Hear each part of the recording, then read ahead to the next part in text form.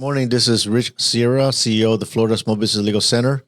This is episode number 50th of Business SOS podcast. Very excited. We're almost at the year mark. Thank you for listening, and I hope that you have enjoyed this podcast every week, and we will be continuing doing this every week for as long as we can to provide you information and that you need, and I believe that you need, that will help you navigate the legal challenges that you will face in your small business. As I always just begin the show, I'd like you to participate in the show. If you have a legal question you'd like me to address in the show, send me an email at rich@richsierra.com. And if I select your question, I'll address it in the show, and I'll send you a free copy of my book, Business SOS, 8 Common Legal Mistakes Business Owners Make and How to Avoid Them, which is available on Amazon, Barnes & Noble. You can ask for it at your local bookstores. Now, today we're going to talk about a brand new law that just became effective yesterday. And when I say yesterday, we taped the show about a week in advance. So this is the new FTC rule on non-compete agreements, which non-competes pretty much are banned now, will be banned 120 days after they publish this in the register. That will ban nationwide. So this affect millions of businesses and millions of employees nationwide. So I thought that it is important to cover that topic. I began to read this yesterday as it became available, and it's about a 570-page document. So bear with me if I refer to my notes as I'm learning this with you, but I want to give you some of the highlights. If you're an employer that has a non-compete agreement, for your employees, this affects you. And if you're an employee that also listening to this show as well, that you have a non-compete agreement, this also affects you. So you should listen and understand how does it affect you. And also there's some exceptions to whether or not to whom this law is applied to. So I want to talk about that as well. I might do a follow-up as well on this show. As I get more information, I get more clarification, and we get more guidance in how this law is applied, because there's some questions here that are not very clear. So I will go ahead and as I go through the show, I'm going to do a follow-up on this show later on in a few weeks or a few months, just to give you more guidance and how to proceed. And of course, you can always call our office, and we can always discuss it as well if you have any particular questions. So first of all, what is a non-compete agreement? And let's talk with that. And why do businesses have non-compete agreements on their employees? It is a very common practice, and I've spoken about this before. In fact, a few weeks ago when I talked about employment agreements, and I talked about independent contractor agreements. So as a business owner, you're concerned about your intellectual property, about your client list, about the methods and how you utilize really your secret sauce, what makes your business run, what makes your business special. You want to protect that. And there are ways to protect that even without a non-compete agreement, and that's through a confidentiality agreement, a non-disclosure agreement, an NDA. There are ways that you still can protect that, and those documents, those agreements still can be in place. But what happens is that sometimes employers or business owners get a bit overzealous, and they say, I don't want anybody competing against me anywhere.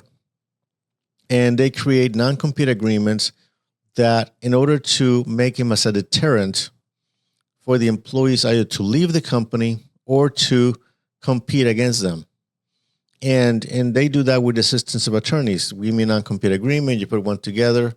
And I've seen situations where security guards that are working for a company, in fact, they have examples here of how when they asked for the comments, when they were looking at, the FTC was looking at this rule to implement, you have a security guard that is working for a company that's, say, working for an HOA, just go ahead and doing a working security detail.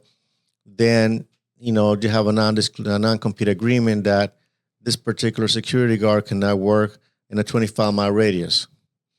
It is, that particular job, it's important, but it's certainly not something that's the type of job will require confidential information to the extent that if he gets a job at a security company somewhere else, it will really affect that the prior employer's business.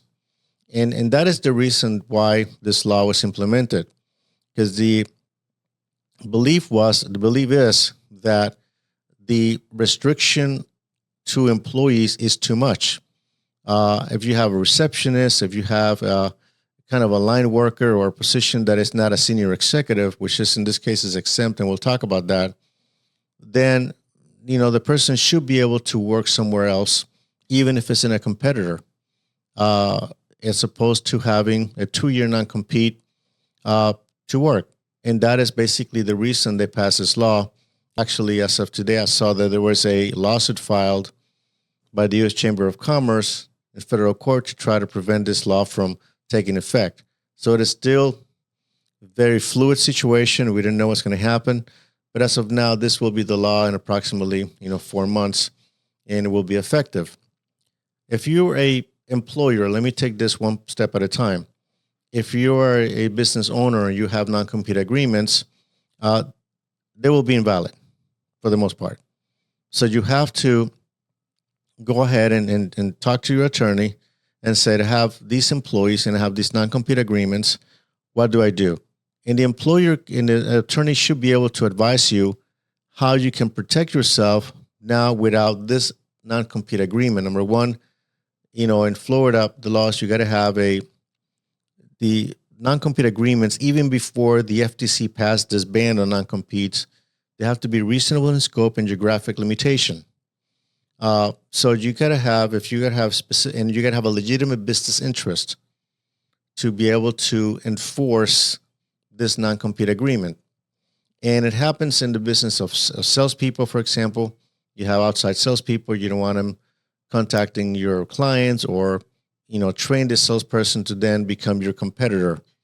And they were enforceable up to, now when this law becomes effective, they're enforceable agreements. And I've seen that, for example, in the case of ad agencies that they have. And I remember way back many years ago, before I became an attorney, somebody that I know ended up being sued by his prior employer because he took a job with a different ad agency as a sales rep, as a representative.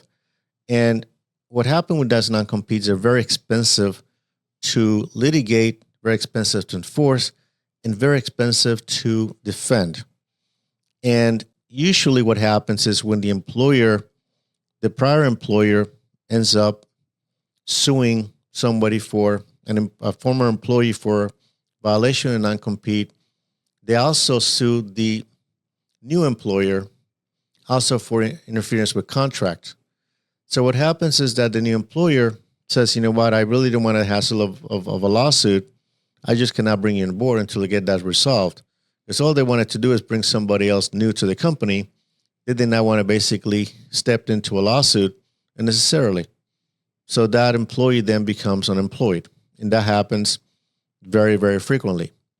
But also what happens is that the employee usually does not have the resources required to properly defend a non-compete agreement. You have a breach of contract claim, you have probably a temporary injunction motion that is filed as well. So there's just a lot of components there, and then you got to have an evidentiary hearing, you got to take depositions. I remember doing one years back, defending a claim, and it became very expensive for my client.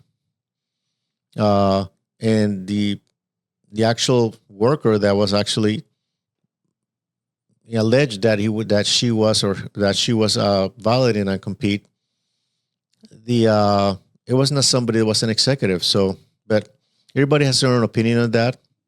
But in this particular case, it just became very expensive to litigate. Things got resolved eventually. But my point is that the employee is usually at a huge disadvantage when they're defending these non-competes. Are they necessary? Yeah, in some cases they are, but in some cases they aren't. And I think this is the balance that has to be placed.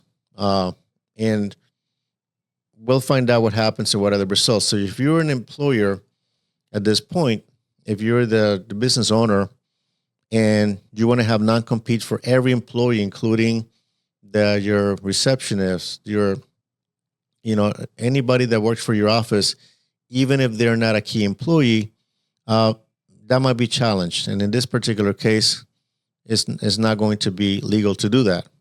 So one recommendation that I have is that you have to look at your employment agreements now and review them and decide whether or not they have to be amended, they have to be changed to reflect the new law. A question, I'm getting emails now from various clients, and a question that I get now is that, Rich, does this apply to independent contractors? And the answer is yes. The FTC expanded the definition of what a worker is. So it's not necessarily a W-2 employee. It also applies to independent contractors. So if you have independent contractors that have a non-compete agreement, this law will apply as well. You have to keep that in mind and then look at your independent contractor agreements to see how they have to be changed. And there's a workaround, not around the law, but there's a workaround as to how you can protect your intellectual property, how you protect your customers, how you can protect your trade secrets and their confidentiality agreements and NDAs. So if you have an employment agreement that does not include that, that's something that we can discuss. You can discuss with your attorney and how that can be incorporated so you can still be protected. But if you will not be able to prevent that employee from going to a competitor and working for a competitor, that is going to be gone. Not going to be the case anymore, including independent contractors as well. So you have to be cognizant of that you're going to have an issue if you're trying to enforce these agreements later on. And after this new rule becomes in effect, it's not going to be valid. Now, are there exceptions to this law? The answer is yes. Okay. One of the exceptions that you have is, does it apply for franchisor-franchisee relationships? So if you're a franchisor and you have a non-compete agreement with the franchisees, this does not apply. Does not apply to franchisor-franchisee relationships. They also does not apply to a specific classification of employees, which they call senior executives, and that there's a salary threshold to that their specific salary, and it's about $151,000 in that range, and there might be duties that involved. But if you have a senior executive, or if you're a senior executive and you have a question whether your non-compete applies to you, just contact an attorney, and then that attorney can give you the interpretation whether or not it does apply. The other exceptions, it does not apply from, say you buy a business or sell a business. And let's go, for example, you're selling your business, and then customarily when you sell your business, you have a non-compete agreement which prevents the seller of the business from competing against you.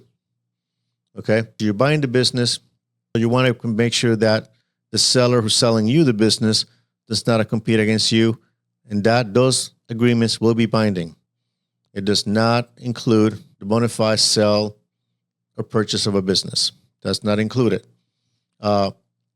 Another area as well, in terms of, and I was looking up through the document, licensing agreements. And usually you have business-to-business type agreements that are made.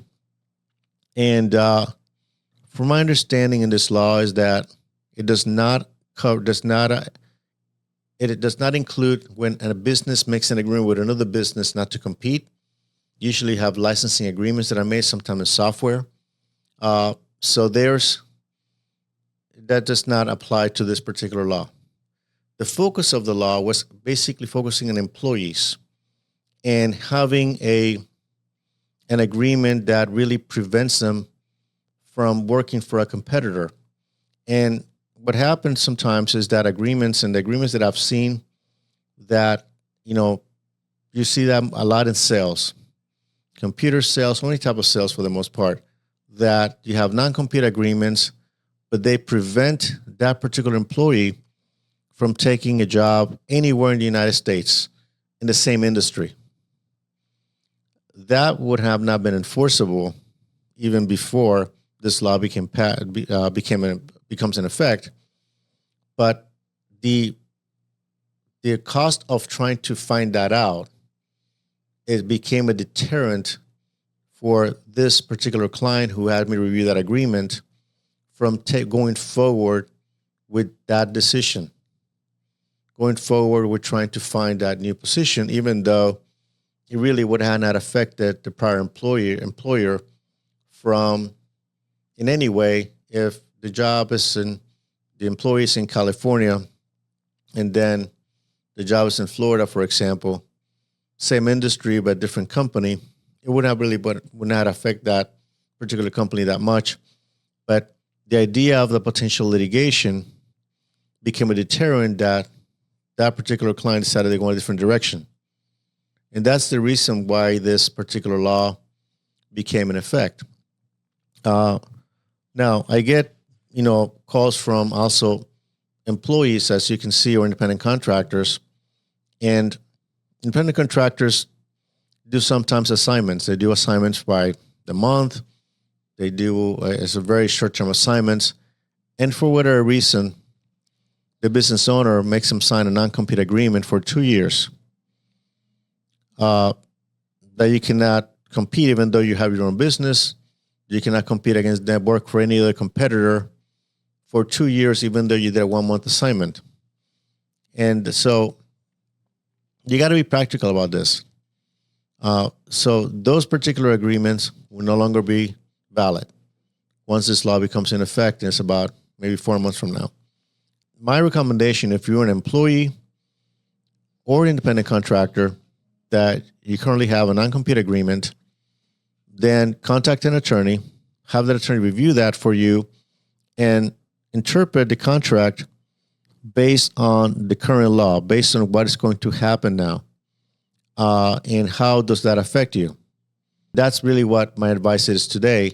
Obviously, read up on it. When my show notes, I'm going to have a link to the FTC website that gives some clarification, and they have kind of a chart and a summary, who does that apply, who does not apply, doesn't apply there, the law. But it's important to understand how will that affect you if you are currently issuing non-compete agreements to your employees or you currently have signed one. Another exception that is part of it is if there's a current cause of action, is a current litigation that involves non-compete agreements, that is still current. This particular law does not affect any type of enforcement of any current litigation that is going at the present time. So it does not affect any current cause of action. Another question that I received is, okay, Rich, what about non-solicitation agreements and NDAs? Can I do that? Let's talk about non-solicitation agreements first. Okay, there are two types that I discussed, and I discussed those in the past in prior episodes. And now, obviously, I will have to make changes in some of the things that I draft for my clients based on this new rule. So you have the non-solicitation of customers that your current customers. I've seen non-solicitation agreements talk about current customers and prospective customers. What the FTC is saying is that, yes, they kind of work as a de facto non-compete. A functional non-compete is the actual term that they utilize.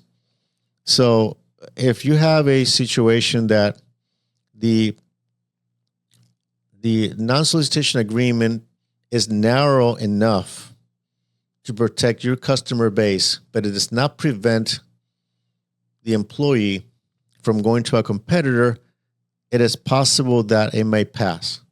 And I say it is possible because it has not been tested. but they didn't give you specific guidance. What is the threshold?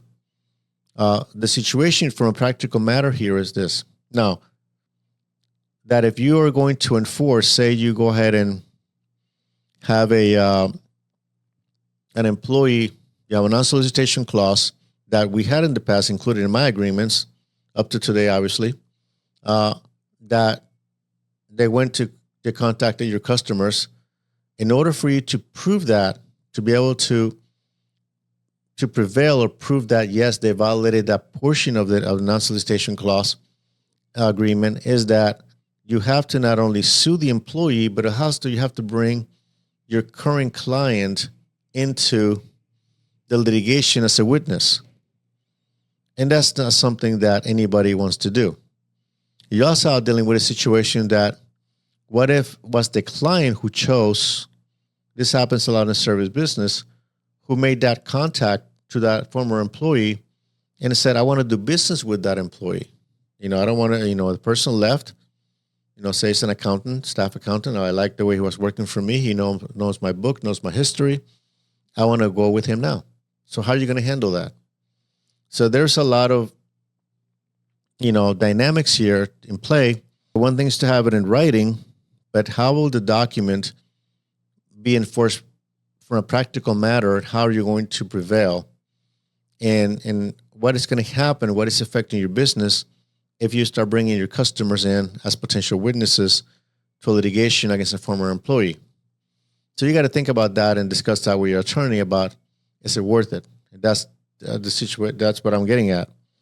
Now, with respect to having a non-solicitation agreement for prospective customers, even before this law, with all due respect to my colleagues, that does not make any sense, because there's no possible way that anyone can guess who are your prospective customers. So you have to kind of as long as it's narrowly tailored, the way I interpret this is that it's possible, but they don't give you specific guidance. They're also looking at the non-disclosure agreements. Yes, you can have NDAs, provided they're not overbroad and that they would become a functional non-compete agreement. So there has to be the information that you're talking about in the NDA has to be something that is specific to you. That's something that you basically make it very broad to the extent that, okay, I cannot do any work. I cannot work in a computer because I work in a computer in your office. So it has to be very specific to the intellectual property that you're currently utilizing in your business in order for your business to function. And that's really more on a case-by-case basis. And that's something that I recommend you talk to an attorney about. How can you draft an NDA that will not be construed or interpreted as a functional non-compete? That's something that an attorney should help you with, that understands both documents, to be able to create a document that will work well for your business. Another thing that the FTC is looking at is what is called TRAPS, and it's the acronym. It's theirs, not mine. It's a training repayment agreements. It's when you send an employee to a seminar, certifications agreement, certification program for whatever reason, whatever topic or topic or any specialization course. And then you say, okay, in order for you to, we're going to pay this, but then you have to pay us back this money, or you have to work for a specific period of time. So looking at that, they're looking at validating those two. So if you have any type of training and repayment agreement, have an attorney look at it for you and basically look at it and compare it with the law to see if that also would work. Because they're looking at specifically mentioning these agreements. And the way that, and I'm just going to read this from more of a summary, it's basically FTC finds non-compete agreements to be exploitative and coercive, and they tend to negatively affect competitive conditions in labor markets. Again, that's their interpretation. I think that there's a need for non-compete agreements, that's my opinion, provided they're narrowly tailored to protect the business interest. I don't like non-compete agreements that are overly broad, that to the extent that when you look at them, you say, you know what, this is not going to be enforced anywhere. I like agreements that are enforceable, they're realistic, and they're practical. So that's basically my opinion with non-compete, but they have to be narrowly tailored to your business interest. It cannot be for everything that you believe any competitor or any potential competitor or any prospective customer that you may think you might have in the future, because that's just not going to work. You have to be somewhat realistic and some understanding that some people are going to leave. And also at the same time, some of your competitor employees may end up working for you as well. So you got to there's going to be some competition here. What is going to be the effect of this? I do not know. So we'll find out on that. As I mentioned before, thank you for indulging me today. I'm actually going through my notes because the ink is still wet, as we say, because basically this became effective yesterday. I know you're listening a week later, but I wanted to give you this information as soon as I have it. And then what I'll do is I might do another follow-up as I get more guidance and more information from the FTC, and then give you that information as well. But for today, the key points you have to remember is that most non-compete agreements will be invalid. If you have one for your employees, have somebody take a look at those, so that way they can comply with the new guidance. If you're a senior executive and you have a senior executive in your company, have that reviewed by an attorney as well to make sure that it complies. It's an exception to the current law. If you're a franchisee, it does not apply to you. If you sold your business or you bought a business, don't worry. The seller of that business is bound by the non-compete that they signed.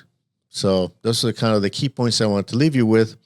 And if you have any questions, and I'll have two more points. One more point that does apply to independent contractors. That is important as well. So if you have an independent contractor that you gave a non-compete agreement, you might want to take a look at that non-compete as well. And if you're an independent contractor who has one, that should be reviewed as well. And that's my recommendation. But I wanted to at least give you that guidance as it came in. This brand new law that came in was announced yesterday by the Federal Trade Commission. If you have any questions about this topic or you'd like to reach out to us, my phone number is 866-842-5202. My website is floridasmallbusinesslegalcenter.com. We're at Facebook at FSB Legal. This podcast also is in video on YouTube. And our YouTube channel is youtube.com/@Richard Sierra. Remember that Business SOS, 8 common legal mistakes business owners make and how to avoid them. It's available on Amazon, Barnes & Noble. You can ask for your local bookstores. You want to send me an email about this topic, or any other topic you'd like me to cover. My email is rich@richsierra.com. Until next week, this is Rich Sierra. Remember that my goal is to help you succeed.